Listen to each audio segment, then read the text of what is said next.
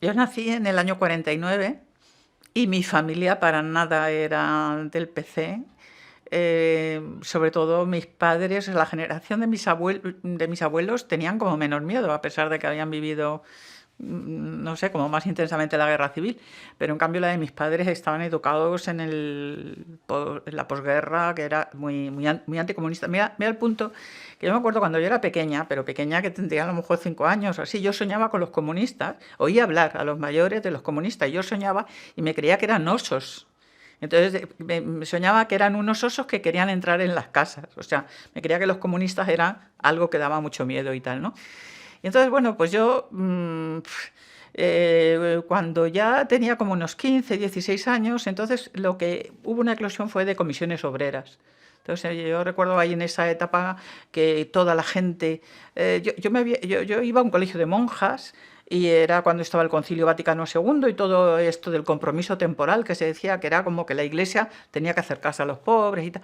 Entonces había muchísima gente que se metía en comisiones obreras, curas, estudiantes que se proletarizaban y todo eso, ¿no? Entonces para mí en aquella época, cuando yo tenía como unos 15, 16, 17 años, comisiones obreras era como la esperanza de justicia, de la mejor gente estaba en comisiones obreras.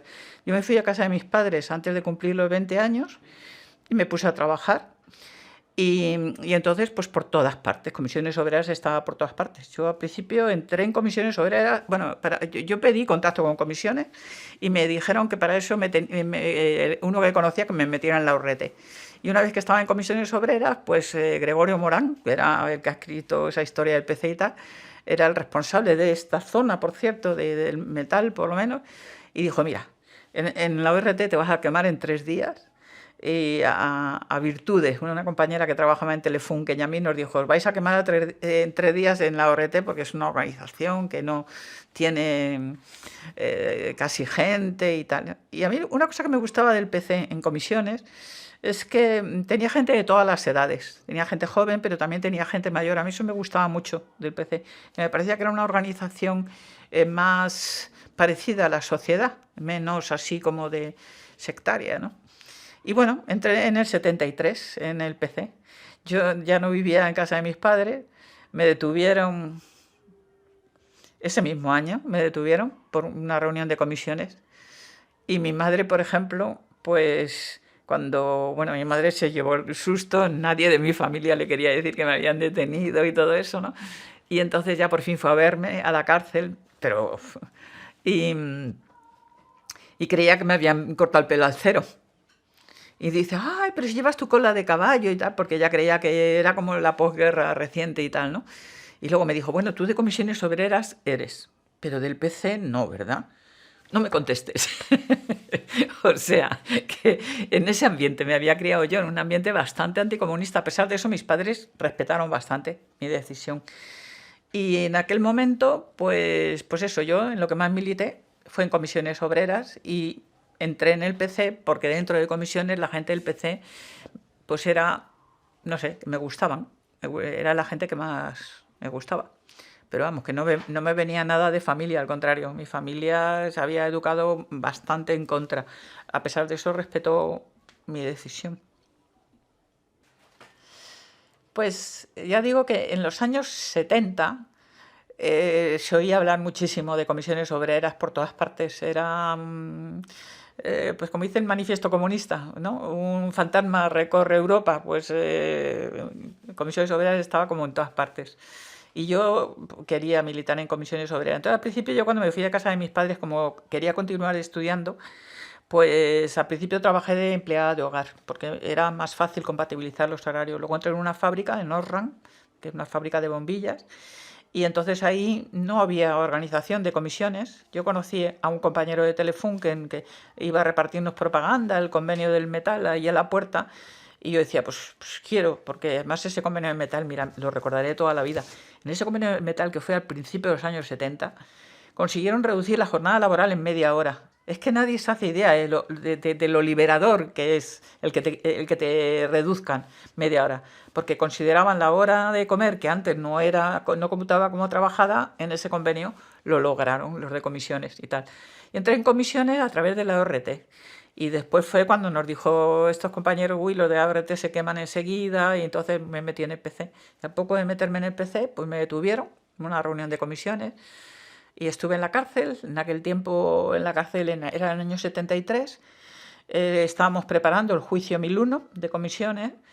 Y en la cárcel estábamos mezcladas las presas comunes, bueno, era centro de detención, porque no teníamos una condena, te ponían lo que llamaban una multa gubernativa y te metían en la cárcel, te quitaban un mes, 2 meses de libertad. Y entonces, bueno, pues ahí estaba, por ejemplo, Pamela O'Malley, que era también del PC, y Pamela era una persona, y era también de comisiones de la enseñanza, era una persona maravillosa, una tía que era irlandesa, pero que se había integrado totalmente en España. Su marido había estado en las brigadas internacionales y había muerto ya y tal. Bueno, el caso es que así entré yo en el PC en el año 73 y entré a través de comisiones obreras. Pues sí, efectivamente era un momento de muchísimo auge del movimiento obrero, pero a la vez de muchísima represión, ¿eh? O sea, porque yo entré en comisiones obreras del metal y entonces a los que éramos jóvenes, yo tenía 23 años, pero vamos, como yo, había mucha gente joven y teníamos que coger rápidamente el relevo, porque los que eran un poco mayores tenían tal cantidad ya de historial con la policía que no les dejaban moverse nada. O sea, yo, por ejemplo, una persona que fui a un congreso del PC en Mérida. Eso, ¿qué debió de ser? Pues no sé qué año, pero desde luego no había muerto Franco todavía.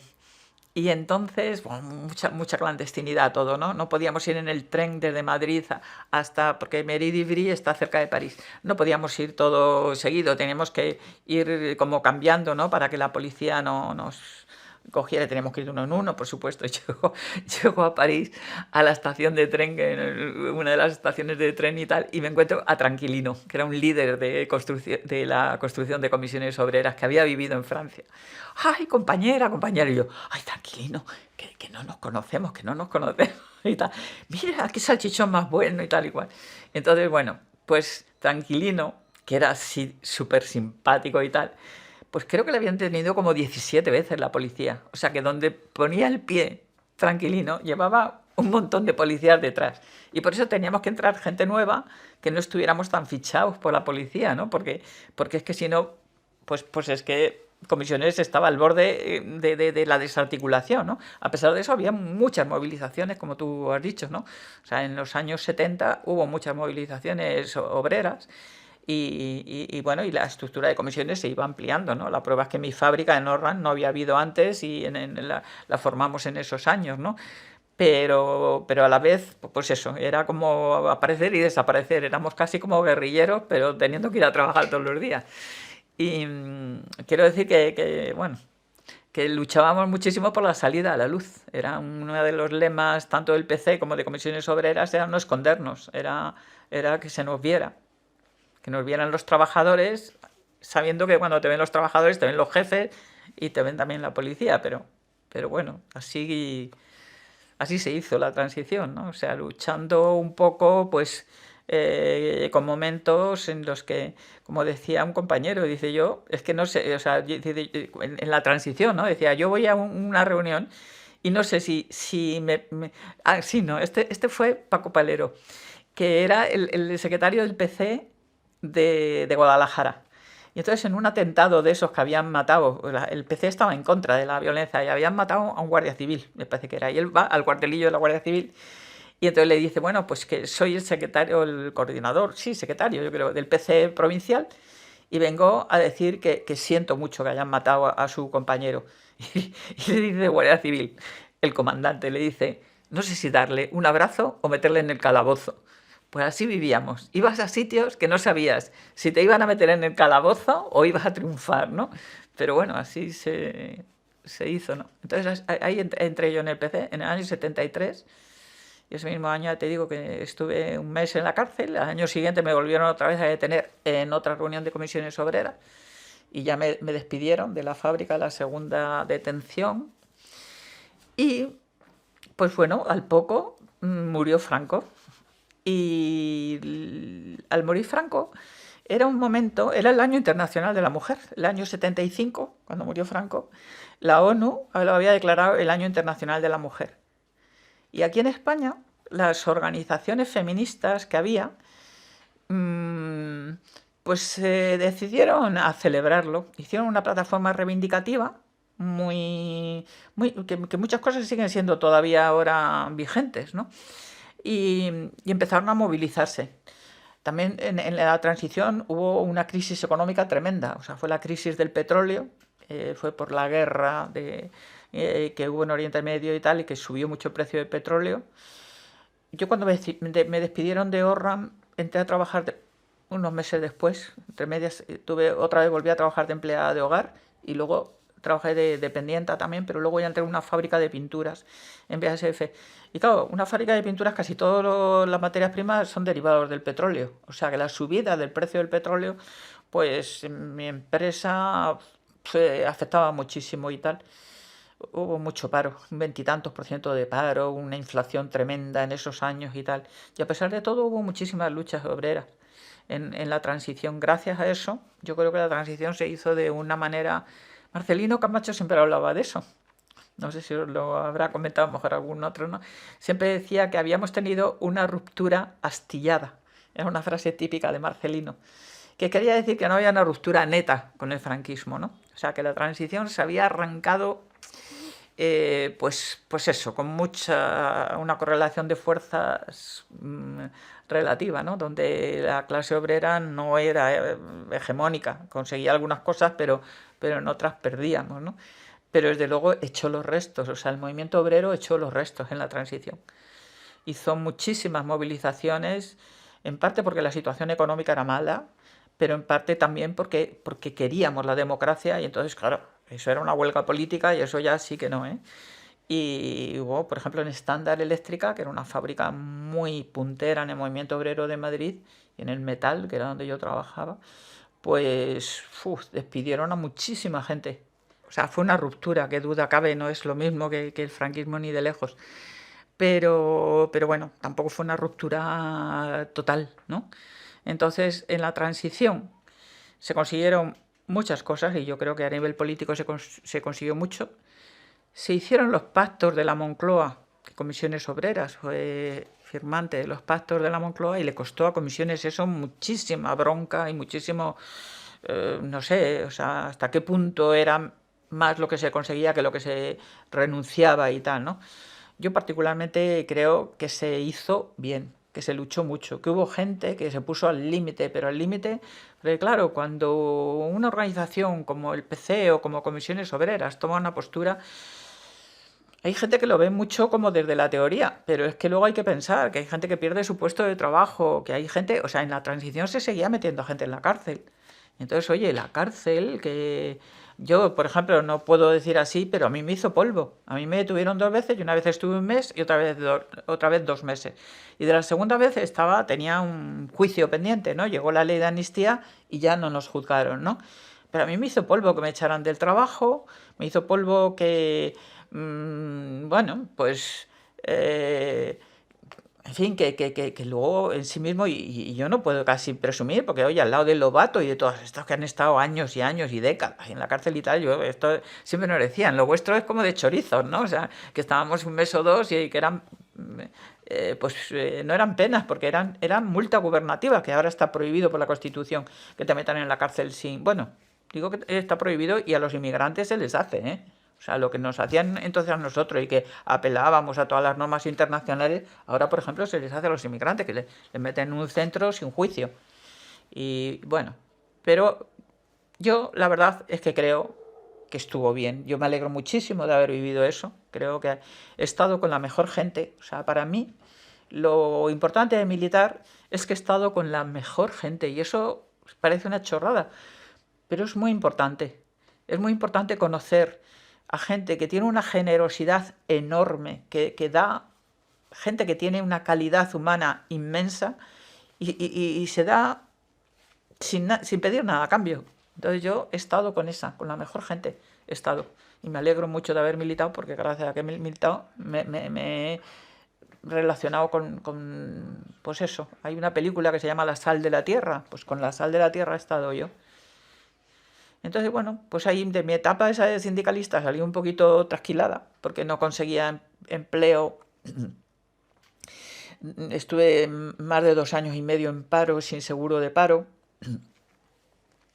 Y luego, pues empecé a militar en comisiones obreras, claro. Cuando estaba yo en comisiones, creamos la Secretaría de la Mujer de Comisiones, y entonces me invitaron a incorporarme a la Comisión de la Mujer del PC, que era genial, genial, genial, de verdad, ¿eh?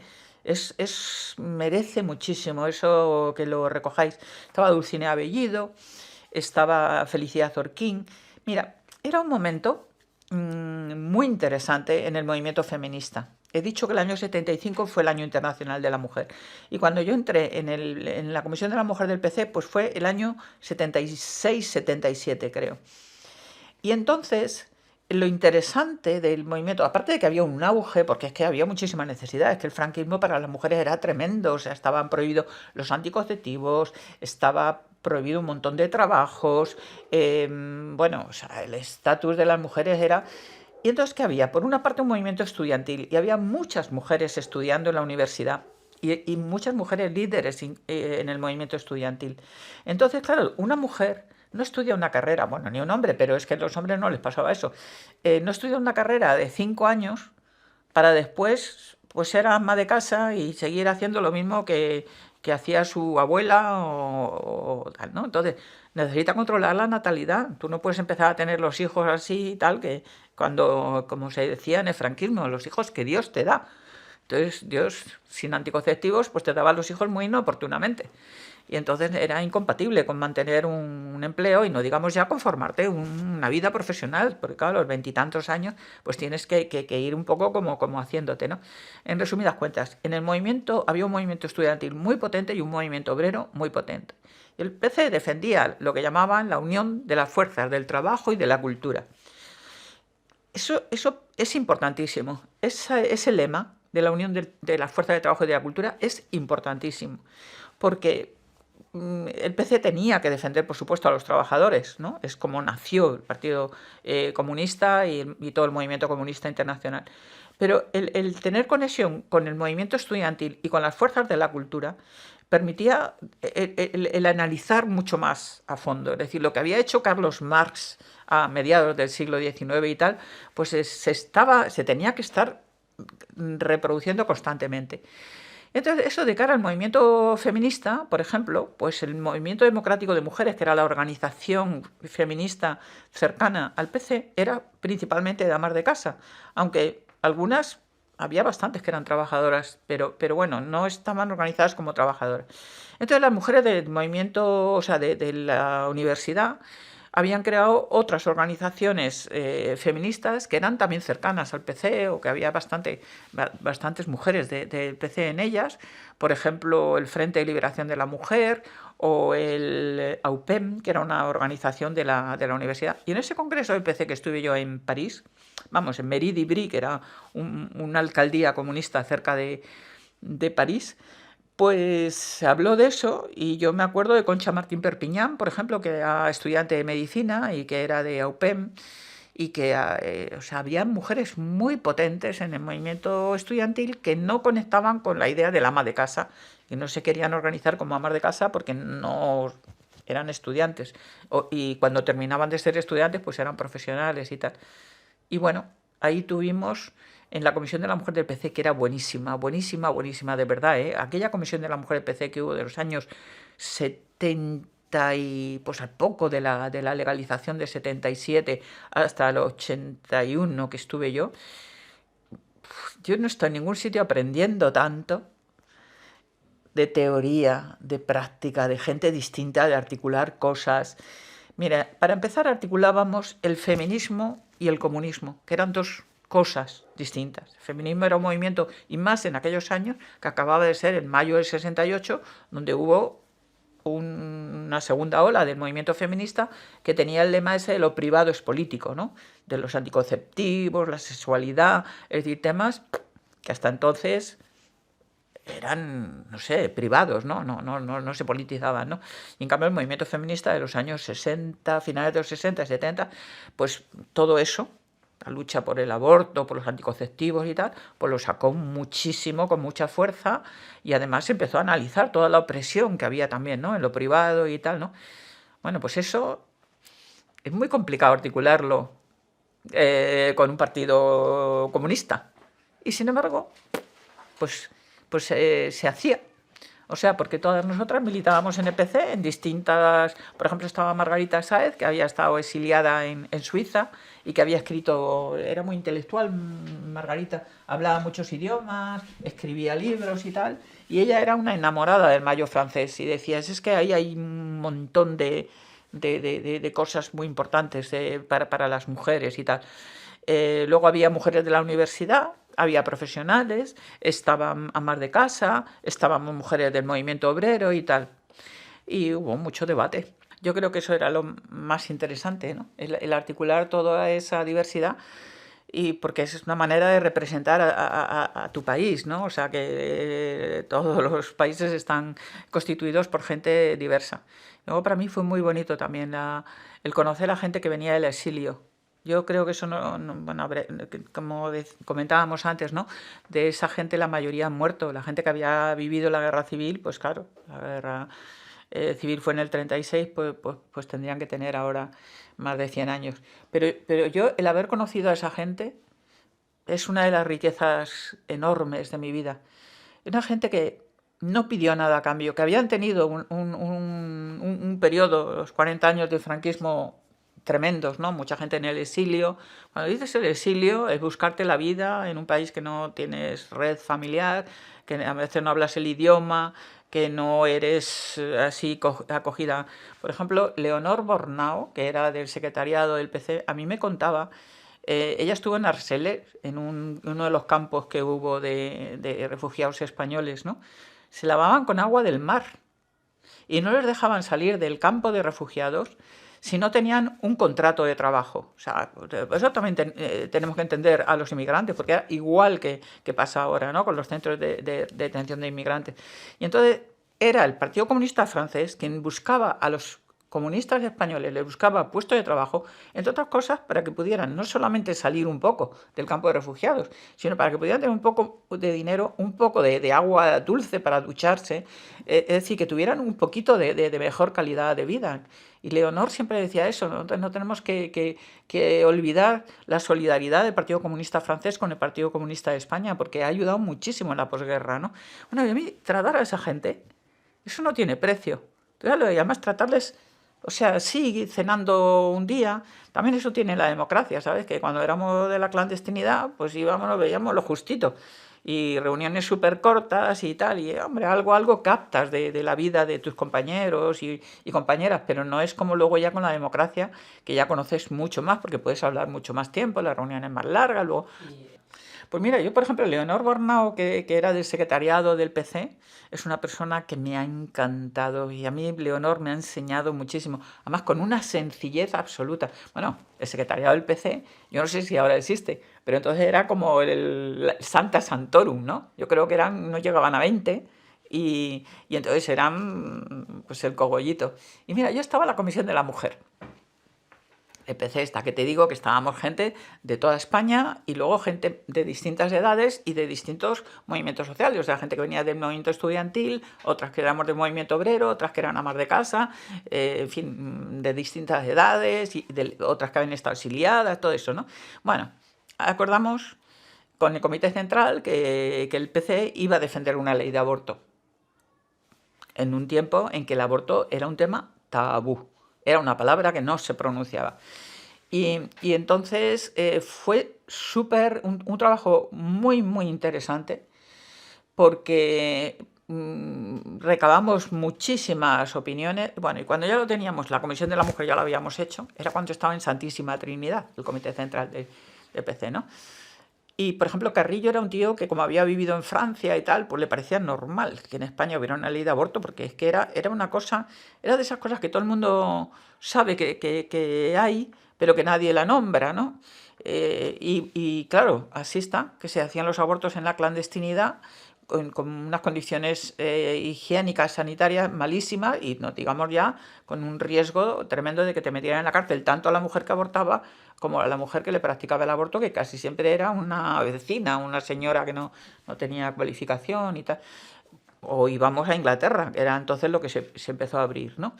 Bueno, pero el caso es que la elaboración de ese proyecto de ley de aborto que presentó el PC fue una cosa importantísima, muy adelantada a su tiempo, o sea, era mucho, mucho antes de que se aprobara la primera ley de aborto en España. Era una apuesta complicada para el PC, porque me acuerdo que hubo un compañero que en el Comité Central le dijo, vamos, dijo a todos, pero es que Carrillo había dicho en la televisión que el PC defendía la ley de aborto, eso que le daban 7 minutos o no sé cuánto salía en televisión, y había dicho que una de las cosas que defendía el PC, no sé si fue en el año en el 77 o quizá en las que hubo el 79, ¿no? En uno de esos 2 años, en la intervención de Carrillo dijo eso, que una de las cosas que defendía el PC era la ley de aborto. Bueno, le puso este compañero del Comité Central, hemos perdido 1 millón de votos por decir la palabra aborto y tal. Y nosotras dijimos, sí, pero también te han escuchado un montón de mujeres que ahora mismo abortan clandestinamente. Ahora en España abortan 100.000 mujeres al año. Entonces abortaban 300 o 400.000 mujeres. O sea, siendo ilegal, jugando de la cárcel, abortaba mucha más gente porque no había anticonceptivos. Entonces, había que tener no sé cómo decirte, una visión feminista.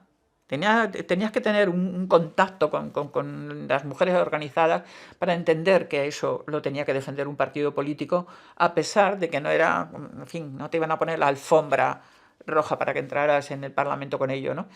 Entonces, bueno, pues esa comisión de la mujer del PC era magnífica y cada una muy diferentes. Luego, por ejemplo, yo ahí conocí a Pilar Soler. Pilar Soler era de Valencia y había estado en la guerra, después de la guerra había estado en la cárcel y había tenido a su hija en la cárcel. Esto también es una cosa súper importante, ¿no? Las mujeres presas que tuvieron que tener a los hijos dentro de la cárcel, ¿no? Cuando yo estuve en la cárcel también había mujeres que tenían niños allí dentro. Y bueno, es una cosa terrible. Esos niños... Mira, esto es otra de las cosas.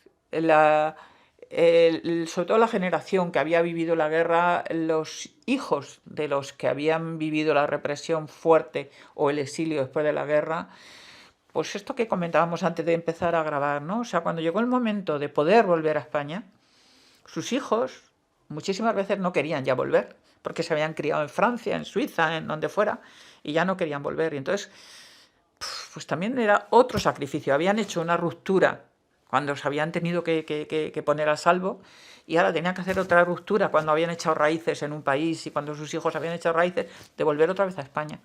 Y esa gente no pidió nada. O sea, yo que he convivido mucho con toda esa generación, si habéis hablado, por ejemplo, con Víctor Díaz Cardiel, o sea, esa gente no pidió nada. Cuando se hicieron las primeras candidaturas para las elecciones del año 77, ¿no?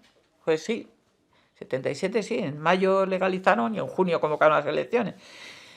Pues si vas a ver, era casi nadie, o sea, era de gente mayor o de gente que hubiera vivido la posguerra y que hubiera tenido que estar en el exilio, casi nadie. Se hizo una candidatura, pues aquí en Madrid yo me acuerdo, que fuera representativa de distintos sectores de la sociedad, pero desde luego muy generosa por parte de esa generación anterior a la mía. A mí haber convivido con esa gente es unos regalos enormes que he tenido. No sé si fue en las de 77 o en las de 79, o en las dos, pero vamos, yo iba en la calderilla de la candidatura, o sea, yo iba con Macario. Macario me parece que era uno de comisiones de la construcción también, que también era muy divertido. Pero, o sea, Tranquilino tenía más sorna, pero Macario también era muy así, él pedía ir el último de la lista. Y, y bueno, es que Macario era mayor que yo, pero desde luego no había estado en el exilio y era un líder en activo de la... Yo, francamente, creo que muy pocos de los que fueron diputados, también el PC sacó pocos diputados, pero desde luego si hubiera querido colocar a los mayores en primer lugar, pues los habría puesto, y salvo Alberti y Carrillo y la Pasionaria y muy poco más, todos los demás eran gente muy joven, muy joven. Y el PC yo creo que ahí hizo un... Vamos, digo el PC porque mucha gente que había estado en el exilio podía haber pedido un poquito como que se reconociera la antigüedad, ¿no? Y para nada, todo lo contrario, al contrario, es que yo, ya digo, personas de estas que habían vivido la guerra y la posguerra y el exilio y tal, que he tratado con ellos, es que una gente de una calidad humana impresionante, de verdad, y de una generosidad enorme. Digo Pilar Soler, digo Leonor Bornao, esta Margarita Sáez. O sea, en la Comisión, por ejemplo, de la Mujer había muchas de esas. Y la propia Pasionaria. O sea, es que Dolores eh, era muy poco exigente, era muy, me parece a mí, ¿no? Yo la veía ahí en las reuniones del Comité Central. Nos reuníamos en el hotel no me acuerdo cómo se llama, un hotel que está ahí en la calle O'Donnell. Y así como que no tenía ventilación natural y tal, ¿no? Dolores tenía una presencia enorme. O sea, era una personalidad de esas como que solamente viéndola ya veías que era algo, no sé, como fuerte, ¿no? Pero fíjate, nos daban así un descanso, ¿no? En la reunión. Y ella estaba muchas veces sola y no se hacía nada como a la populista y tal, ¿no? Era una persona así como muy... Pero a la vez era... Yo a Dolores la he conocido mucho a través de Irene Falcón, porque luego estuve en la Fundación Dolores Ibarruri, que me vendió la moto, Irene Falcón. Irene quería muchísimo a Dolores y la quería de una manera muy inteligente, o sea, porque hay gente que es así como, no sé cómo decirte, yo soy fan de fulanita y lo que haga todo a muerte, ¿no? Y Irene era una tía muy inteligente, contaba las cosas de, no sé, de una manera muy, no sé, muy política, ¿no? O sea, y joder, a mí, mira, yo cuando me dijo Irene Falcón que me metiera en la Fundación Dolores Ibarruri, yo era concejala de Izquierda Unida en el Ayuntamiento de Madrid y claro, éramos muy pocos, éramos 6 concejales, pues teníamos que hacer como multiplicarnos y no tenía tiempo de nada. Y entonces me invitó un día a comer, Irene. Irene no comía nada, era así, un cuarto kilo de mujer, ¿sabes? Y yo digo, joder, me invitas a comer y luego tú no comes, a mí que me encanta comer. Pero me contó su vida. Y yo digo, yo a una persona así no le puedo negar lo que me propongan y lo que me pida. Era impresionante, o sea, estuvo contando todo, su exilio, sus 2 exilios, ya estuvo primero en Francia, luego estuvo en la Unión Soviética, luego se fue a China. Pues eso, que me invitó a comer y que me dejó deslumbrada. Porque dije, hay que ver, en cuarto kilo de mujer, la de cosas que han pasado y la de cosas que sabe y que hace.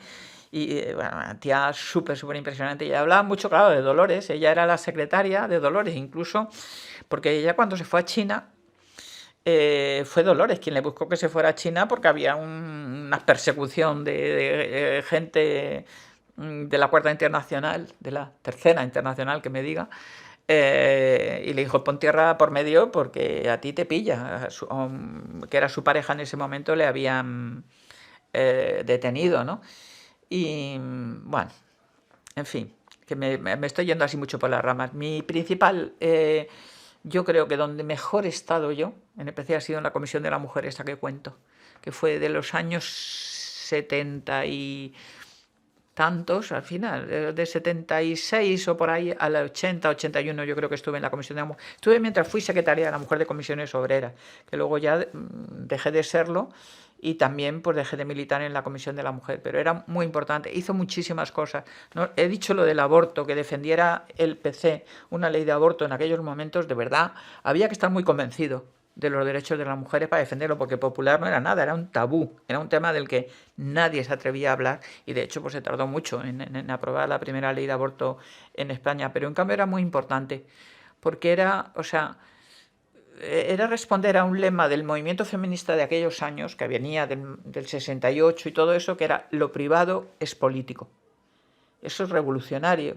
O sea, la coherencia entre tu vida privada y la vida pública es una cosa súper importante y desde luego es lo que permite que haya entre el movimiento obrero y el movimiento feminista, que haya puntos de contacto. No se puede ser progresista si eres un maltratador en tu casa o si eres un tío. Yo, mira, la primera reunión que yo fui feminista de mi vida fue en el despacho de los abogados de Atocha.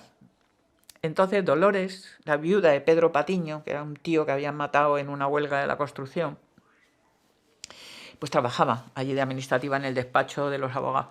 Y yo salía de una reunión de comisiones. En el despacho de los abogados pues se hacían muchas reuniones, por eso la policía, cuando fue allí a buscar a los de la huelga esta de artes gráficas y tal. Y entonces me dice Dolores, tenemos una reunión del Movimiento Democrático de Mujeres, ¿quieres quedarte? Y yo estaba dudando y entonces un compañero que iba conmigo dice, Begoña tiene cosas más importantes que hacer. Me molestó tanto que dijera él por mí, que dije, pues ahora me quedo. Y me quedé. Y ahí estábamos, no sé, unas 8 mujeres, una cosa así, y algunas eran las mujeres de líderes del PC, ¿no? Y empezaron a decir que sus maridos, que no compartían las tareas de casa, que no cuidaban de los niños, que tal y cual. Yo escandalizada, ay, nuestros pobres dirigentes, la policía les persigue y tal, y encima sus mujeres le van criticando por ahí y tal. No, yo al principio me escandalicé así, pero luego dije, pues tienen razón. Estamos pidiendo que haya democracia, pues que la haya en todos los sitios, ¿no? También dentro de casa, ¿no? Y entonces dije, pues aquí hay tema. Yo no empecé a militar entonces, yo empecé a militar en el feminismo pues cuando se creó la Secretaría de la Mujer de Comisiones Obreras, que fue en el año 76, ¿no? Pero en la Comisión de la Mujer del PC, el hacer ese puente con el movimiento feminista, que era un movimiento muy... Hombre, el movimiento feminista existía de antes, ¿no? De cuando el voto y tal, ¿no? Pero con las características que yo ya lo he conocido, eso empezó pues en los años 60, o sea, en torno al Mayo francés y por ahí.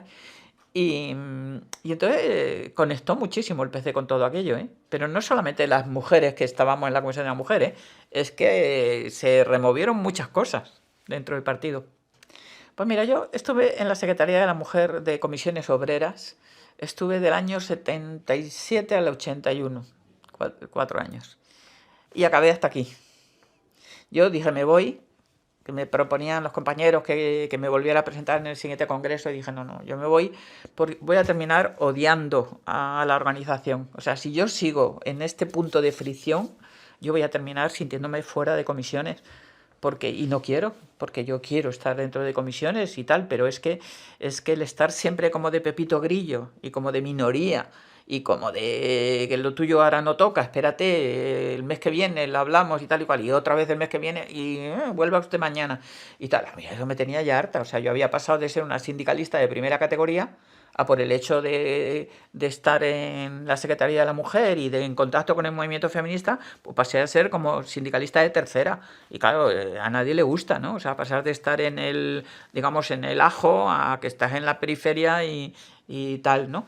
A pesar de eso, tanto en el sindicato como en el partido, desde luego se hicieron muchas cosas. Yo desde luego en el partido fue impresionante. Mira, lo que pasa es que el partido ahí, hubo una conferencia de la mujer del PC, que creo que fue por el año 80-81, que, por ejemplo, el Movimiento Democrático de Mujeres lo llevó muy a mal, ¿no? El Movimiento Democrático de Mujeres había hecho la travesía del desierto, o sea, había empezado a ser una organización. Yo creo que era una organización feminista, hay mucha gente que dice que no y tal, yo creo que sí, que desde el comienzo, pero que también tenía una componente muy fuerte de solidaridad con los presos, por ejemplo, ¿no? Era una de sus actividades muy intensas, ¿no? Y entonces, claro, habían currado muchísimo y no era un trabajo así como súper gratificante, ¿no? Entonces, en estos años que se hizo ya la conferencia esta de la mujer del PC, donde el PC dijo que no apoyaba a una única organización, sino a todo el movimiento feminista, bueno, eso es una cosa muy atípica, porque la mayoría de los partidos comunistas tenían su sección femenina, como que dice, tenían una correa de transmisión. Y lo demás, pues que cada partido se apañara, que tuviese. Y en cambio era una forma totalmente diferente de verla la que se decidió en esa conferencia. En parte obligado, porque había mucha gente de la universidad que no querían estar en organizaciones mayoritariamente de amas de casa. En el propio sindicato acabábamos de decidir que íbamos a hacer una organización dentro del sindicato, pero todas compartíamos que queríamos ser parte del movimiento feminista, además de ser de organizaciones mixtas como el partido, como el sindicato o el sindicato de estudiantes o lo que hubiera, ¿no?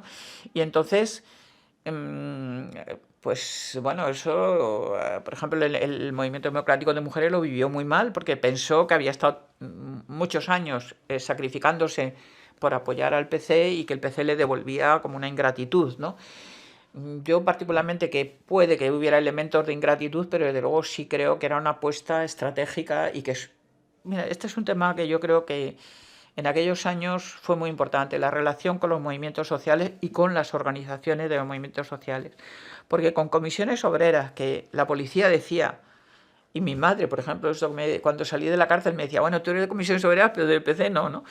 Bueno, pues porque había, o sea, mucha gente le ligaba, no era verdad. O sea, Comisiones Obreras podía ampliar, digamos, el espacio de influencia del PC gracias a que toda la gente que estaba dentro no era del PC. Había mucha gente que no era de nada y luego había gente que era de otros partidos minoritarios y tal, ¿no? Entonces, el saber,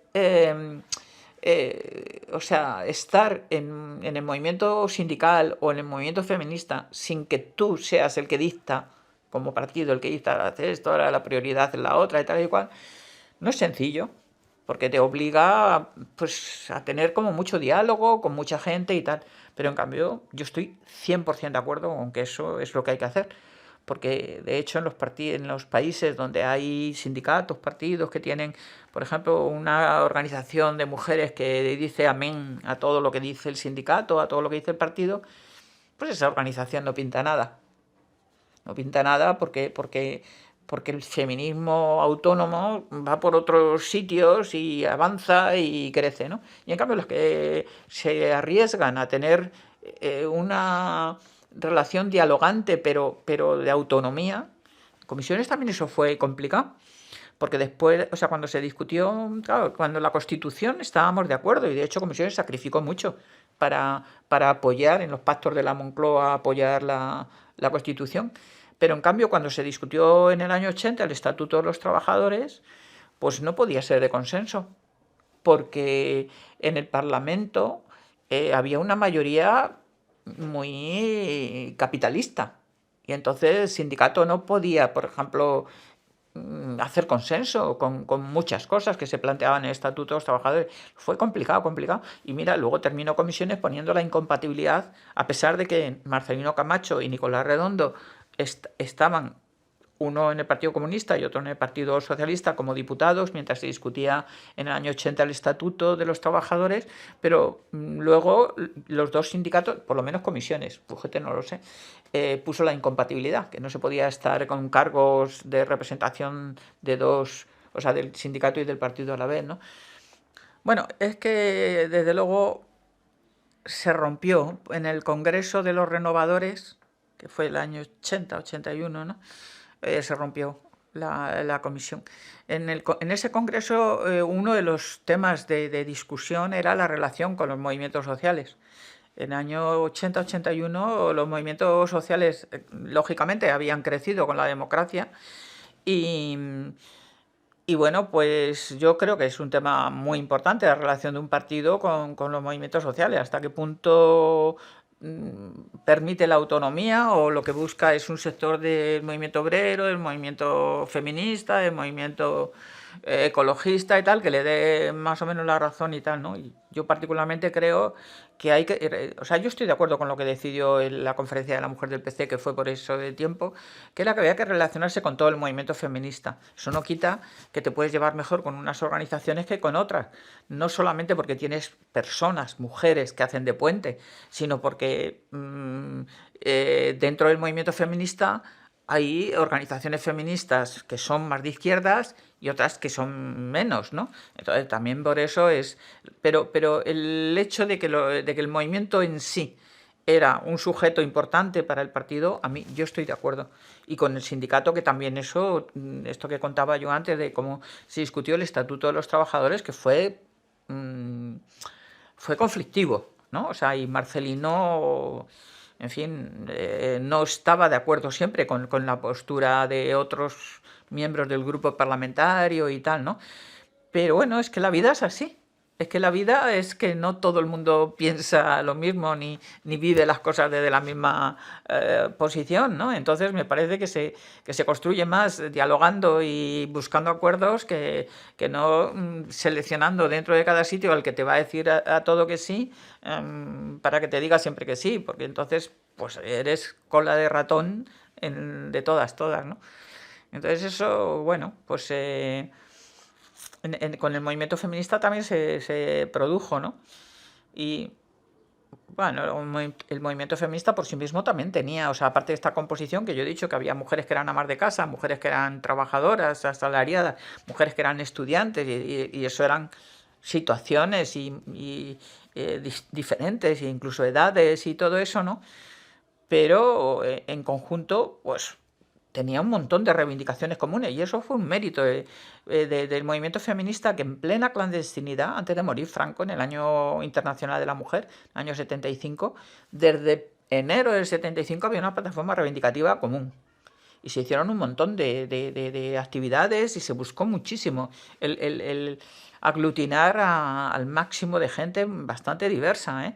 Pero todo gente, pues por ejemplo, Cuadernos para el Diálogo, que era una publicación que publicó un monográfico recogiendo, fíjate, una cosa que era de la democracia cristiana, pues recogiendo, por ejemplo, la legalización de los anticonceptivos. Era un tema importantísimo.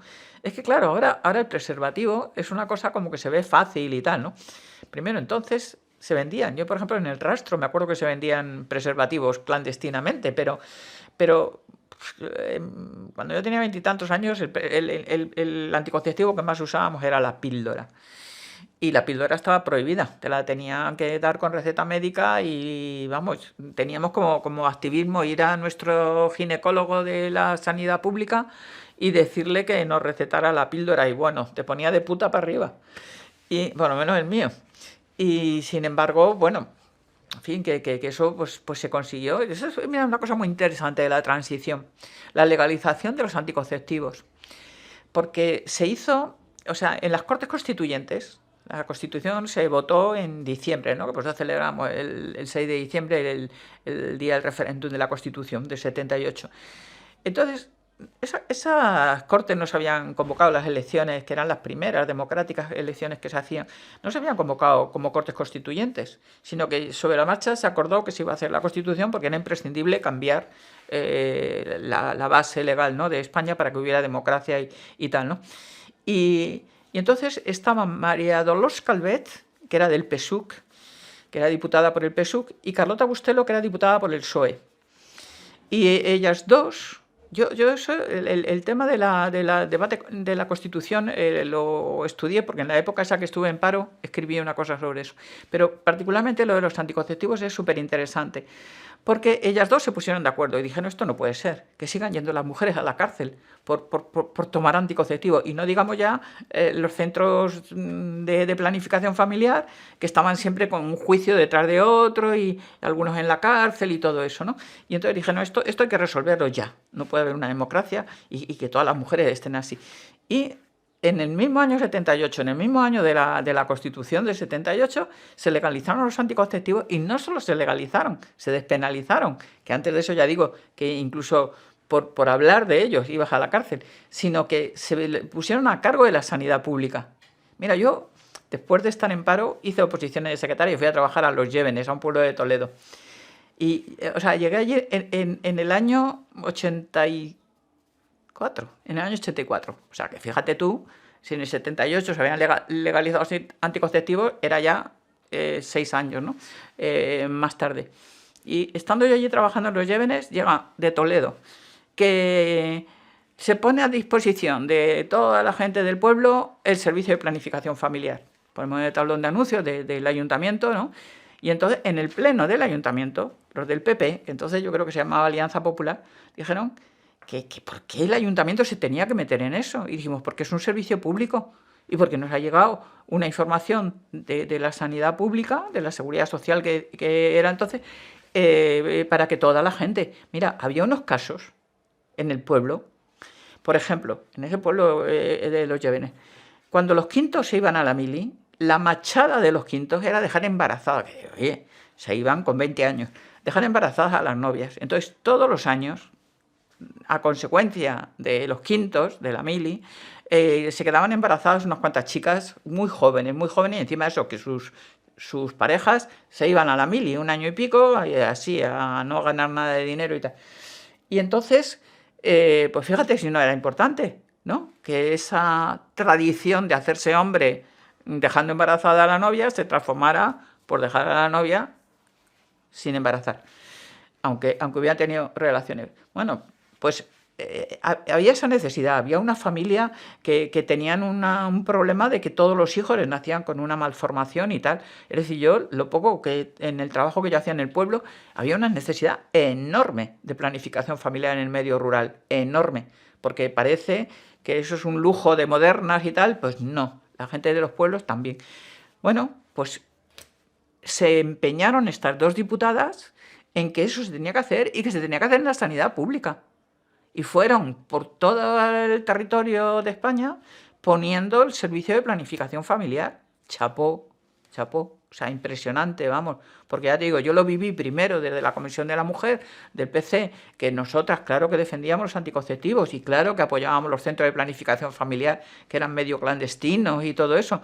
Pero lo que queríamos es que eso se normalizara, que todo el mundo pudiera acceder a eso, ¿no? Y verlo ya en un pueblo de Toledo, cómo llega la resistencia que tiene, cómo las mujeres del pueblo, mira, o sea, necesitan también la planificación familiar y los anticonceptivos, ¿no?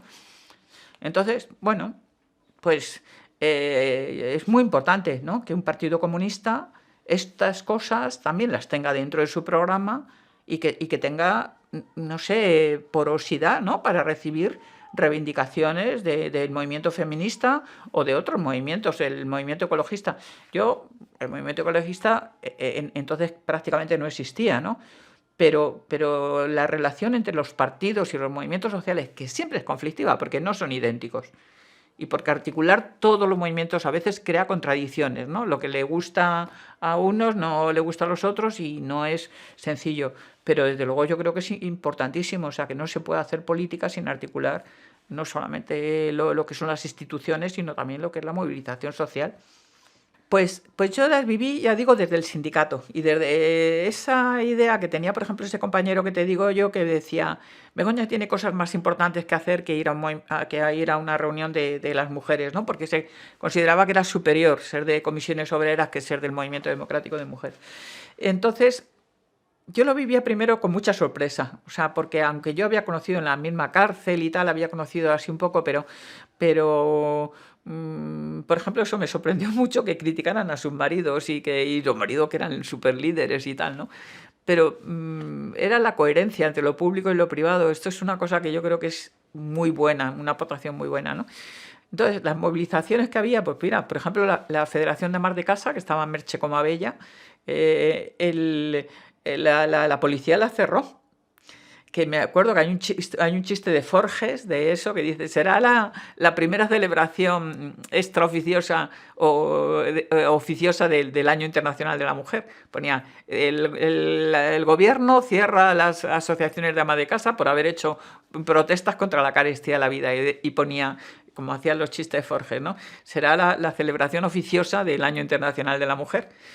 Entonces, se hicieron manifestaciones en ese año y se hicieron las primeras jornadas por la liberación de la mujer, que hicieron ahí en Vallecas, en una iglesia. Y, jolín, eso fue como días después de morir Franco, pero días, muy pocos. No hacía, yo creo que ni 10 días que había muerto Franco. Y entonces, pues yo, o sea, lo que vivía era que muchas cosas, por ejemplo, para mí, esto de los anticonceptivos, es que con 20 y tantos años, caray, es súper importante, ¿no? Porque si cada vez que tienes relaciones sexuales te puedes quedar embarazada, es que estás en vilo. No te organizas la vida ni de trabajo ni de nada, ¿no? Y entonces, pues a mí me pareció, o sea, que el movimiento feminista, además a mí siempre me gustan, y por eso entré en el PC, o sea, por eso me pasé de la URT al PC. Me gustan las organizaciones donde hay gente un poco diversa, ¿no? O sea, por edad, por no sé, por el sitio donde trabajan, por experiencias y tal. Y entonces, pues había... la situación de las mujeres era el tema del empleo. O sea, yo he vivido cuando era obligatorio dejar el trabajo porque bueno, mi madre, por ejemplo, es que tenía la excedencia forzosa por matrimonio. Cuando se casaban, en el franquismo, las mujeres tenían, salvo en la educación y en la sanidad y en pocos sectores más, mi madre había trabajado en banca y la habían obligado a dejar el trabajo. Y mi madre fue de las que volvió. O sea, que volvió otra vez a trabajar cagada de miedo, porque llevaba un montón de años sin trabajar y pensando que no iba a saber hacer nada y que le iban a tratar muy mal. Y bueno, tuvo la suerte de que no. Y vamos, mi madre cambió, eso la hizo feminista, mi madre. Bueno, perdona, pero esto es una batallita así que cuento, ¿no? Porque mi madre me veía a mí con un miedo, o sea, siempre decía, ay, todo, pensaba que yo todo lo hacía al revés de como ella me había dicho que lo tenía que hacer. Y entonces un día me dice, ¿sabes que me he hecho feminista? Y le digo, ¿qué? Pues qué bien, ¿y qué haces para hacerte feminista? Y entonces mi madre, que ya estaba trabajando en el banco, dice, pues mira, tu padre llega siempre a comer a la hora que le da la gana.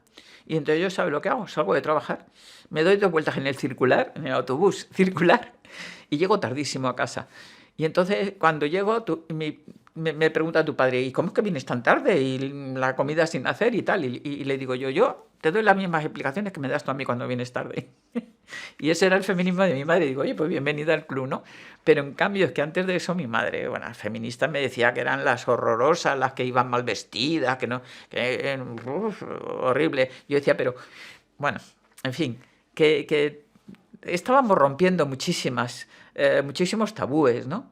El aborto ya era lo máximo, pero es que el trabajo de la mujer, yo que estaba en la Secretaría de la Mujer de Comisiones Obreras, bueno, yo por ejemplo cuando estuve en la cárcel, las 2 veces que estuve, porque las 2 veces estuve, me detuvieron como por octubre, o sea, en el otoño, ¿no? Y entonces las 2 veces que estuve había un montón de mujeres en la cárcel por la ley de peligrosidad social, que eran mujeres que estaban en la prostitución.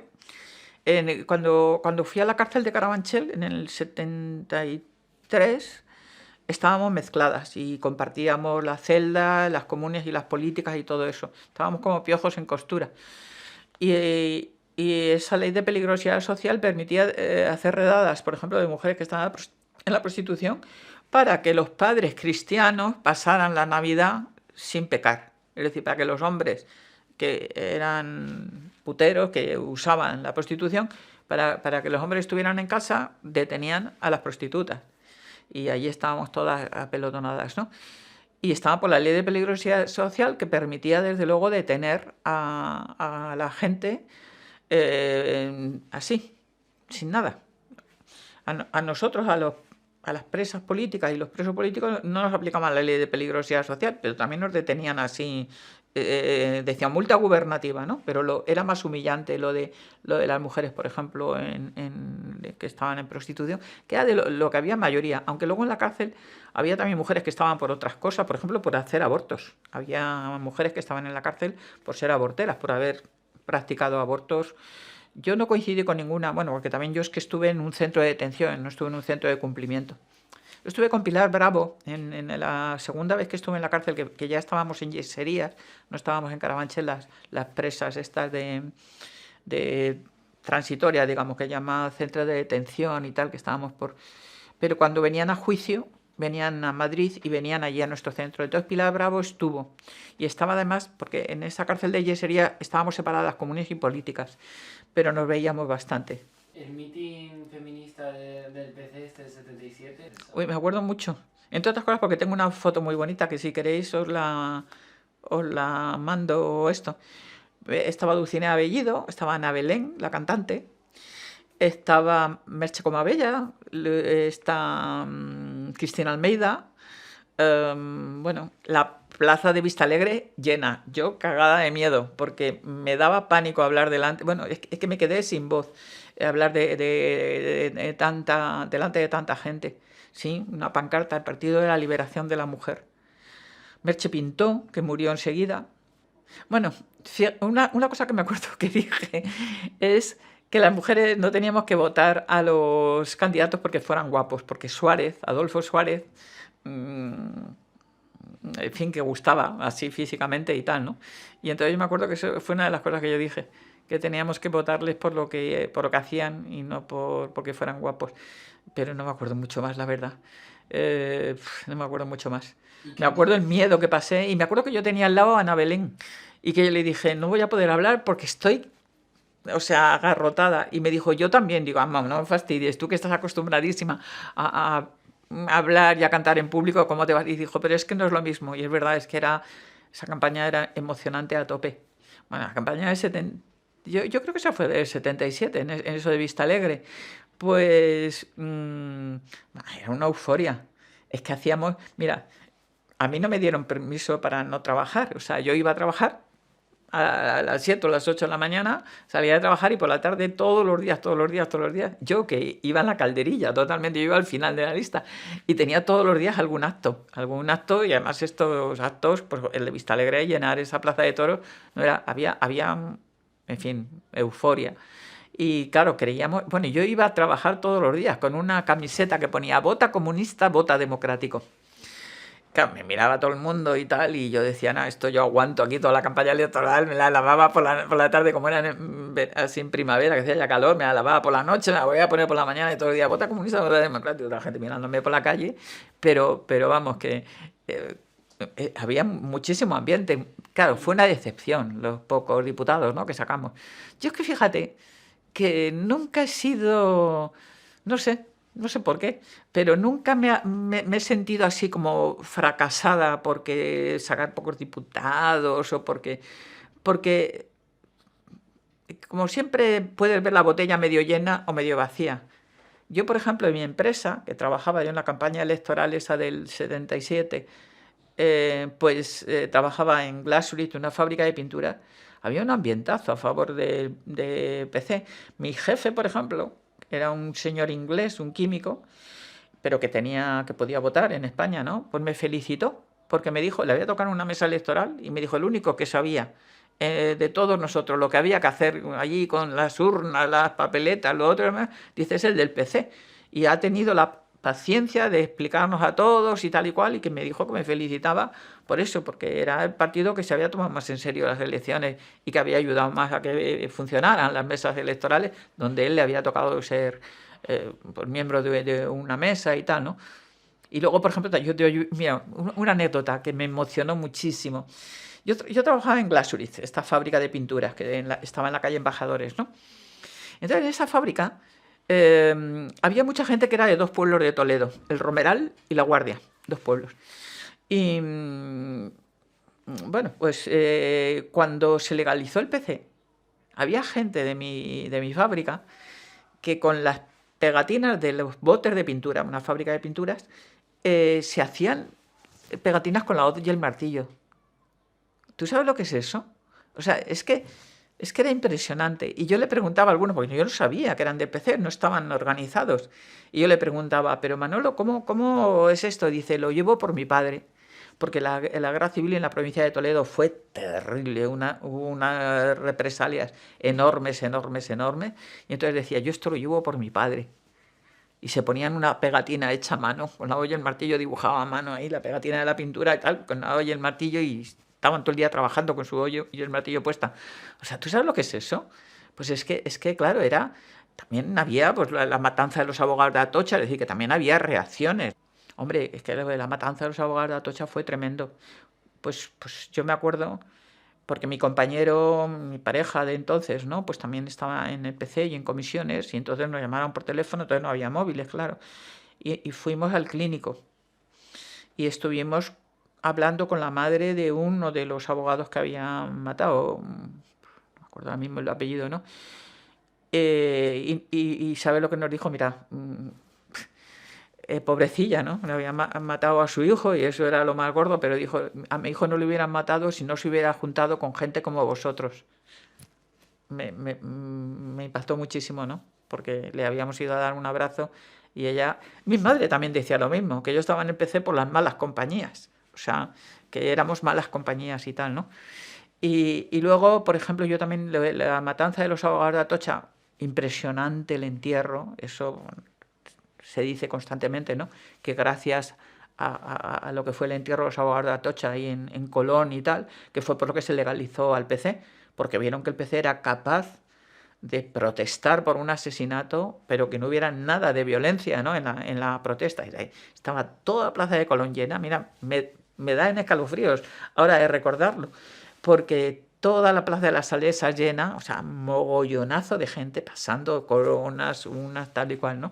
Muchísima, muchísima gente. Y luego yo traté con María Dolores, ¿cómo se apellida? Una de las víctimas, pero que no murió en el momento ese, pero que le dieron un tiro en la mandíbula. Aquí los huesos de la mandíbula es una articulación muy complicada.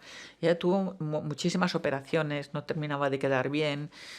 Ella había sido primero, era la pareja de Javier Sauquillo, y antes había sido de Ruano, de Enrique Ruano. Es decir, que llevaba ya dos compañeros asesinados y tal, ¿no? Y bueno, lo pasó fatal. O sea, María Dolores, no me acuerdo ahora mismo el apellido. Entonces, bueno, he ido algunas veces a verla y es horrible, o sea, esa vida, ¿no? O sea, que en fin, fue tremendo. Es que ahí hizo Bardem esa película 7 días de enero. Es que está fenomenal reflejado. Es que en 7 días era constante, constante, constante. O sea, había una reacción y bueno, pues a la gente, claro, que murió o que le tocó, porque yo creo que lo de María Dolores casi era peor. Hombre, Dolores González. González Ruiz, efectivamente. Pues es que le machacaron lo que le quedaba de vida. O sea, aparte ya de haber perdido a dos, pues aparte de eso, es que luego ella pues no quedó bien físicamente y psicológicamente estaba dañadísima. Pues tienes razón, yo me sentí muy mal cuando dejé el PC. O sea, porque el congreso ese que digo de los renovadores, que es cuando yo me fui, pues la compañera que quedó como coordinadora de la comisión de la mujer me dijo que me concedía el seguir militando. Y yo dije, pero Carmen, por favor, ¿qué es esto de que me concedes? O sea, el franquismo no nos ha concedido militar en el PC y ahora me lo vas a conceder tú. O sea, que aquí milita quien quiere y porque está a gusto y tal, ¿no? Entonces, bueno, también a mí es que me coincidió eso con el momento ese que digo que me quedé en paro, que estuve un tiempo en paro. Y entonces luego ya cuando se formó Izquierda Unida, pues volví, pero tuve mucho mono, ¿no? De la política, porque pasas de vivirlo todo muy intensamente. También el no tener trabajo es otra forma de no poder, por lo menos en la manera en que yo he militado en las cosas, ¿no? El estar sin trabajo es una manera también de sentirte muy fuera, de donde se cuecen. Y yo que además estaba en comisiones obreras, pues claro, si no tienes trabajo, no estás en comisiones obreras. Sí, yo es que ya digo que por una parte creo que en política, porque luego me volvió a pasar lo mismo en Izquierda Unida, ¿eh? Hay que tener la piel más dura de lo que yo la tengo. Entonces, ¿que eso se puede gestionar? Pues sí, ¿por qué no?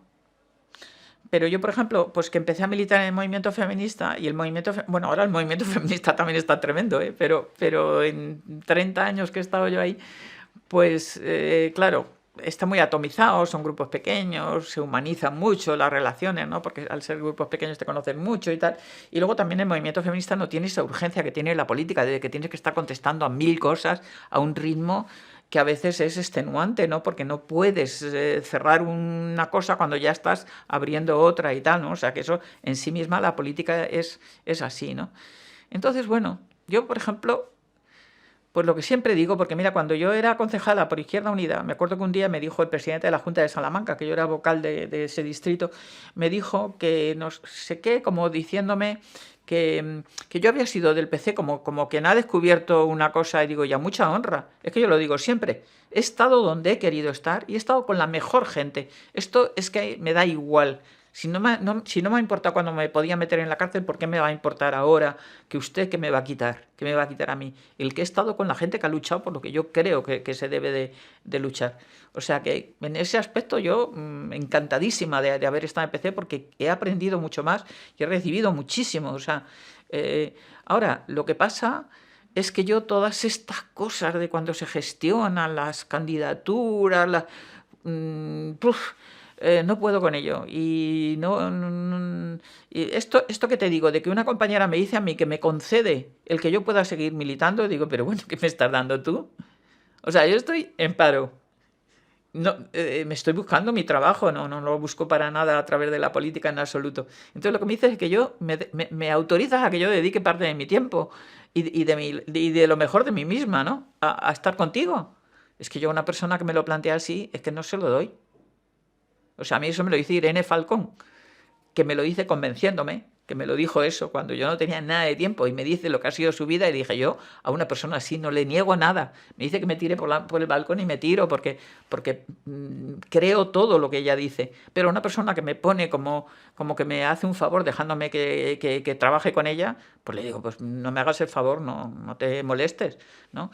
Y bueno, es que también esto es un poco una historia, ¿no? Las divisiones estas internas, porque yo fíjate, también esto es otra cosa que no viene ni a cuento ni nada, pero cuando fue el congreso ese de los que se llamó Los Renovadores, que es cuando yo dejé de militar, yo no sabía lo que iba a votar. O sea, yo no sabía si iba a votar. Primero no sabía que iba a ser tan dividido, ¿no? La cosa como tan de. Pero desde luego que eso se venía gestando de antes, yo sí lo sabía. Y por el tema en el que yo me decidí más a inclinarme con los renovadores, era por el tema de la relación con los movimientos sociales. O sea, justamente porque yo había estado de acuerdo con la conferencia de la mujer del PC, donde se había dicho la relación no es solamente con una organización, sino con el conjunto del movimiento feminista, sabiendo que eso es más complejo, sabiendo que el movimiento feminista es, en fin, pues eso, complejo, que hay gente de la universidad, que hay gente de amar de casa, que hay gente joven, gente más mayor, todo eso. Y eso yo creo que lo tiene que gestionar un partido, porque un partido tiene que intentar hacer política para todo el mundo, ¿no? Pero lo que no llevo yo bien es esos enfrentamientos con gente a la que quieres un montón y que terminas. Y eso no lo soporto, no lo soporto. O sea, me hace muchísimo daño. Y la verdad que, bueno, que sí, pienso, no sé, creo que el problema está más en mí que en el propio partido, porque ya digo que luego me volvió a pasar un poco en Izquierda Unida. En Izquierda Unida fue también el asunto de las candidaturas, de las cuotas de mujeres en las listas, por lo que me dejé de militar. Y luego nos expulsaron a todos. O sea, yo dejé de militar más activamente y dejé los cargos que tenía cuando no cumplieron los estatutos con la cuota de mujeres en las candidaturas, ¿no? Pero luego es otro también de expulsar a todo el mundo, pues oye, es que eso sí que yo no quiero estar en una organización donde me expulsan sin darme ni un motivo. Así, todos en masa, ¿no? Me parece una cosa que no. Pues yo, vamos, como un regalo de la vida lo he vivido, ¿no? Eso empezó con el 15M y entonces ahí hubo una minoría del movimiento de gente que venía ya del feminismo que tuvo la visión y la voluntad y la paciencia de ir a la Puerta del Sol y de explicar la revolución será feminista o no será. Y gracias a eso enganchó. Y yo, que estaba militando en una organización feminista, pues el primer año, después del 15M, había una convocatoria del 15M para el día, por ejemplo, el 25 de noviembre, que es el día contra la violencia hacia las mujeres, y unas convocaban en una plaza y otras en otra. Hasta que hubo ya una manifestación de aborto, que es en septiembre, el día del aborto, y cuando las chicas del 15M convocaron aquí, en la Puerta de Toledo, que era un sitio rarísimo de empezar una manifestación, y el recorrido era raro también, entonces las otras, las que llevábamos unos años, dijimos, oye, vamos con ellas. No nos importa ir detrás, no nos importa que lleven el coño ese ante cartón piedra y tal, no nos importa nada. Nosotras defendemos lo mismo que defienden ellas y que vayan ellas delante y vamos a donde ellas han puesto y tal. Ha sido precioso el vivir dentro del movimiento feminista, la entrada de toda esa generación del 15M ha sido precioso. Yo no digo que todo es perfecto y música celestial. Por ejemplo, yo una cosa que no estoy de acuerdo con el 15M y que creo que ahora estamos pagándolo es que es muy anárquico, que no quiere crear organización. O sea, yo eso no estoy de acuerdo. Hay un escrito que se llama La tiranía de la falta de estructura y es que lo reflejan A por B, ¿no? Y parece que es muy democrático, muy horizontal y es falso. Cuando las cosas no están organizadas, al final las personas que tienen poder, pues ejercen poder, en vez de ser un poder, digamos, elegido, con rendición de cuentas y tal. En eso no estoy de acuerdo, y yo creo que le va a costar al feminismo llegar a entender eso, que es mejor tener organización que no tenerla. Pero caray, hemos vivido unas manifestaciones, o sea, unas manifestaciones por las del aborto que digo, ¿no? Que éramos cuatro, pero cuatro gatas, y además es una gente genial, ¿eh? O sea, es que la gente que se ha incorporado al movimiento feminista son tías increíbles, que saben muchísimo, que tienen muchísimas habilidades, desde luego, sobre todo, que saben más, ¿no? O sea, han estudiado más y han estudiado además los propios movimientos sociales, cosa que, por ejemplo, en mi tiempo, la gente que estudiaba políticas, pues no estudiaba los movimientos sociales, creo yo. Entonces, bueno, yo creo que ahí el 15M le ha hecho un regalo al movimiento. Ahora estamos en un momento muy crítico, el feminismo, ¿eh? Porque ya no es solamente la pandemia, sino que hay una división muy árida, muy violenta dentro del feminismo, que yo creo que, en fin, que todo se puede discutir de otra manera cuando es gente que son compañeras tuyas y tal. Y por otra parte, porque yo creo que la gestión de esta crisis, o sea, se está haciendo... ha habido intentos por parte del gobierno, ¿no? de incluir los servicios de violencia de género como servicios esenciales, pero el feminismo no tiene no sé, el peso que debería de tener una crisis que está desarticulando muchísimo la solidaridad social y desde luego en parte está agudizando todas las diferencias que había antes. La crisis las está agudizando, y también la de entre mujeres y hombres. O sea, es una de las que... Y tú me preguntabas por el orgullo gay y tal. Bueno, es que o sea, yo no he vivido que el movimiento feminista haya sido el que haya montado el orgullo gay. O sea, había otras organizaciones, había muy pocas organizaciones, igual que digo que entre el movimiento sindical y el movimiento feminista, o que entre la política y los movimientos sociales tiene que haber gente que haga puente, y hacer de puente puede ser desgarrador, porque si tira cada trozo de lo que tú quieres juntar, tira para separarse, tú te ves ahí en medio y es que no eres ni de lo uno ni de otro, y eso es duro de narices. Yo eso sí que lo vives un poco así, ¿no? Entonces, con el movimiento LGTB, que existía, ¿no? Porque, por ejemplo, Jordi Petit, yo creo que yo le he conocido, pues, no sé, muy poco después de la legalización del PC y todo esto, ¿no? Pero ya con el carácter así que ha llegado a tener, y sobre todo el Día del Orgullo y tal, que ha sido ya como una eclosión, pues ha sido bastante posterior, ¿no? Por ejemplo, Jordi Petit era del PSUC y era un líder del movimiento, que un tío impresionante, por cierto. Entonces sí que había gente, pero en la época que yo militaba en el PC, desde luego no había una organización para nada LGTB. Estoy queriendo hacer memoria, que aparte, por ejemplo, de gente como el propio Jordi, pero gente, o sea, que dijeras... Mira, por ejemplo, una cosa que tengo muy grabada, la fiesta del PC. Amigas mías lesbianas, en la fiesta del PC se terminaba haciendo un baile ahí en el pabellón de Cataluña, precisamente, y tal, ¿no? Entonces yo, por ejemplo, un año que estaba con dos amigas mías que son pareja, o eran pareja entonces, vamos. Todo el mundo ahí bailando en pareja, besándose, no sé qué, ¿no? Y estas chicas no podían, allí, no podían bailar juntas, vamos, no podían. No se sentían cómodas y de hecho no bailaban juntas. Y luego, ahora me viene a la cabeza que fuimos una vez a la fiesta del Pichí, a la fiesta de ¿cómo se llama? La revista del periódico del Pichí, bueno, del Partido Comunista Italiano. Pues mira, por estos años que estaba, porque fuimos muchas de la Comisión de la Mujer del PC, nos pagaban el vuelo a una y dijimos, pues con el dinero del avión de una podemos ir en coche 5, y fuimos 5 de la unidad.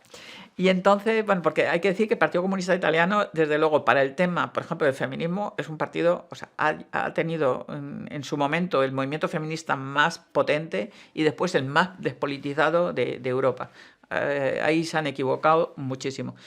Bueno, pues nos pusimos a bailar chica con chica allí, pero no de besarnos ni nada, sino que, oye, yo aquí he bailado chica con chica en muchas fiestas del barrio, de no sé qué, mucho, ¿no?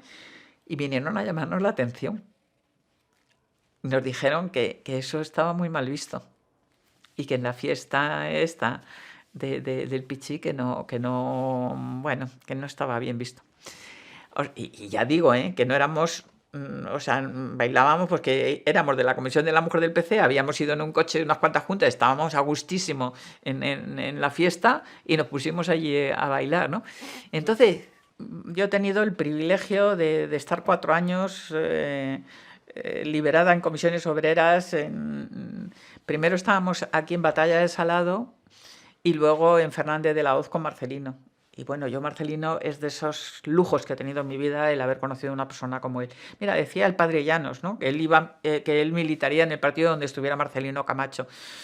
Pues yo no lo digo como el padre Llanos, yo digo que he estado con él y que bueno, para mí ha sido un regalo de la vida. O sea, es de esas cosas que creo que es un privilegio. Marcelino es una persona, o sea, de lo más accesible. Claro, hay gente que dice, no, es que él hace la pelota y tal. No, Marcelino, yo he escuchado gente que le ha dicho cosas, pero vamos, fortísimas y tal. Bueno, tenía una humildad y una paciencia. Y otra cosa que admiro yo mucho de Marcelino es que estaba rodeado de mujeres. O sea, Marcelino era un tío que tenía a Josefina, que tenía una relación de verdad de compañeros, ¿eh? O sea, esto que digo yo que había conocido en esa reunión ahí de los abogados de Atocha, que había compañeras que criticaban a sus maridos y tal porque no compartían el cuidado de los niños y esto y lo otro. Marcelino, hombre, Marcelino ha estado muchísimo tiempo en la cárcel y ha estado así, ¿no? Pero con Josefina yo le he visto siempre una relación de compañeros de verdad muy de iguales. Luego yo he conocido a Vicenta, la hermana de Marcelino, otra tía increíble, o sea, y lo mismo, era también como muy, o sea, era la hermana de Marcelino, pero a la vez Vicenta era Vicenta, o sea, no vivía del rollo de ser la hermana de... Y he conocido a Yenia y a Marcela, los 2 hijos de Marcelino, igual, o sea, 2 personas que no las ha anulado. Es que eso es lo que me encanta a mí, Marcelino, porque alguna gente decía, no es brillante, siempre repite un poco lo de la ruptura astillada y todo eso. Bueno, sí, Marcelino no era el más brillante, pero era una persona de una calidad humana impresionante. Y yo que Comisiones Obreras haya tenido un líder así, es que me encanta haber estado ahí. O sea, es que de verdad es algo, un regalo, un regalo.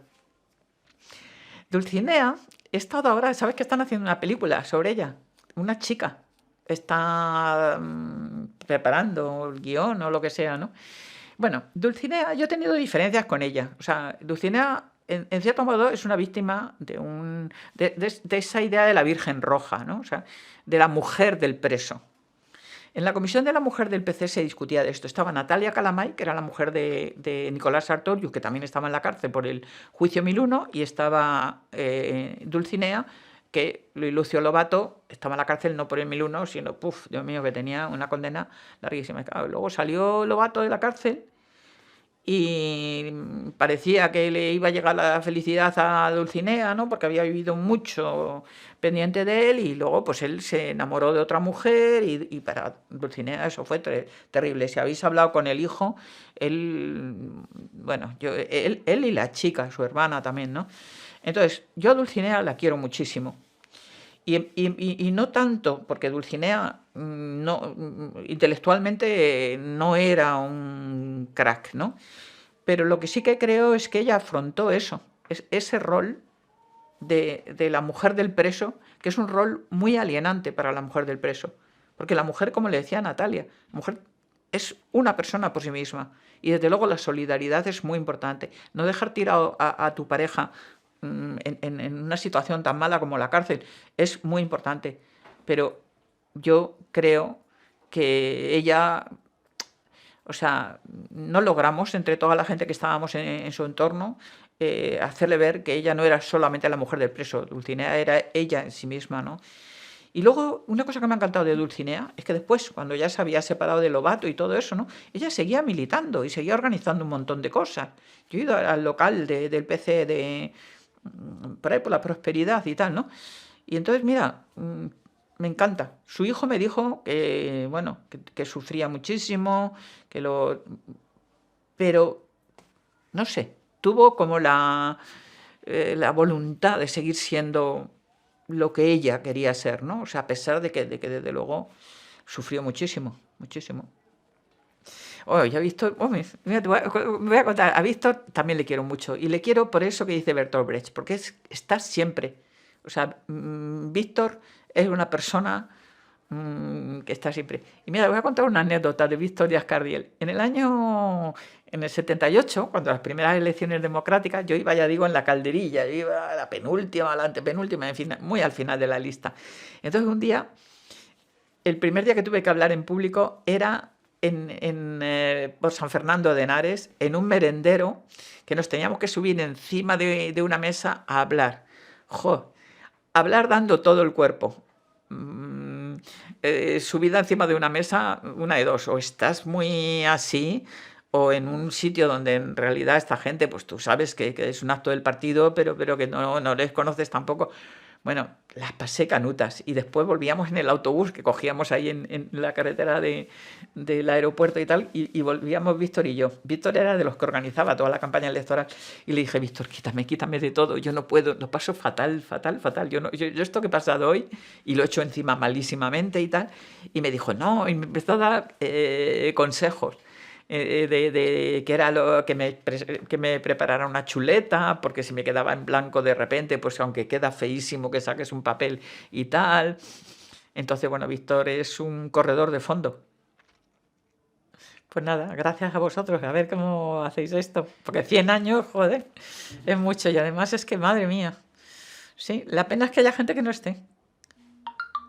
Y por ejemplo, sí, ves, otra persona, que esto no es para grabarlo y tal, pero otra persona que es muy impresionante es Dolores. O sea, porque Dolores, claro, un mito. Y yo pensé que ella, pues, que iría por la vida como mito. Y yo a Dolores la he conocido porque el trato que he tenido con Dolores ha sido de hablar muy poco, ¿eh? Pero he conocido a gente muy cercana, a su hija, a Maya, y he conocido a Irene. Irene y Maya son diametralmente opuestas. Es más, que Amaya siempre ha tenido como, no sé, como un poco como de celos de Irene, ¿no? Como diciendo, tú me has quitado a mi madre o algo así, ¿no? Y bueno, pues es que Dolores, por ejemplo, es en lo que yo decía de lo privado y lo público, ¿no? A Dolores le ha tocado esa vida en la que ella, pues yo creo que francamente ha hecho también lo que ha podido, o sea y además ha humanizado, porque Dolores podía muy fácilmente haberse, en la Unión Soviética, haberse endiosado, ¿no? Porque allí era un dios. Y si ella hubiera querido dejar, y mira, por ejemplo, le gestionó a Irene Falcón el que se escapara de la Unión Soviética para huir de la represión en la Unión Soviética y que se fuera a China, recién hecha la revolución, ¿no? Del 47, creo que fue en China, ¿no? Se van allí las dos hermanas, Irene y Ketty, su hermana, allí sin hablar chino. Tela, que hablar chino no es como decir no se habla francés, ¿no? Que algo pilla. Y bueno, todo eso, bueno, pues eso también era Dolores. O sea, que ella estaba, digamos, a bien con el Partido Comunista de la Unión Soviética, pero a la vez le advirtió a su secretaria, le dijo: Irene, vete, que aquí lo tienes muy mal. Y entonces, esa era Dolores, o sea, que no era esa persona, no sé cómo dices, tan separada de la gente. Bueno, y cuando hubo lo de Checoslovaquia, tal, o sea, es que Dolores es una tía.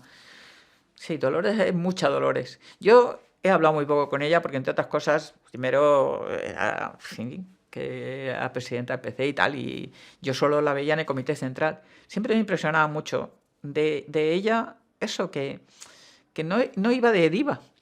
Se quedaba, cuando daban la pausa esa para fumarse un cigarro, no sé qué, ella se quedaba muchas veces sola. Y a mí me daba a veces apuro acercarme a ella, ¿no? Porque decía, ay, que acercarme también a Dolores, igual ella lo que quiere es también estar un poquito en pausa, ¿no? No quiere estar todo el rato hablando. Pero luego cuando me hice amiga de Irene Falcón, que Irene, ya digo, pues claro, creó la Fundación Dolores Ibárruri y nos hablaba a todas horas de Dolores, con muchísima inteligencia. Irene era una tía con un coco impresionante. Y ella defendía que Dolores, más allá del mito, que tenía una calidad humana muy fuerte, y que ella, claro, no podía ir dando la razón a todo el mundo porque era presidenta del PC, pero que ayudó a mucha gente y que... Y luego, ¿sabes una cosa que me encantaba de Dolores? Que cantaba muy bien. Tenía una voz para cantar. Cuando cumplió, pues no sé, serían 90 años o 80 y muchos años, que se hizo en el Palacio de los Deportes una fiesta, cantó a capela, o sea, sin nada de acompañamiento. Pues yo creo que fue La Joven Guardia o una canción de esas. Me parece que lo que ella cantó es eso, somos la Joven Guardia. Bueno, yo canto mucho peor que ella, ¿eh? Ella tenía muchísima voz y mucho sentido musical, o sea, tenía muy buen oído. Y cantó allí, me parece que fue eso, Somos la Joven Guardia. Dolores, muchas Dolores. Dolores, claro, era un mito, ¿no? Durante todo el franquismo.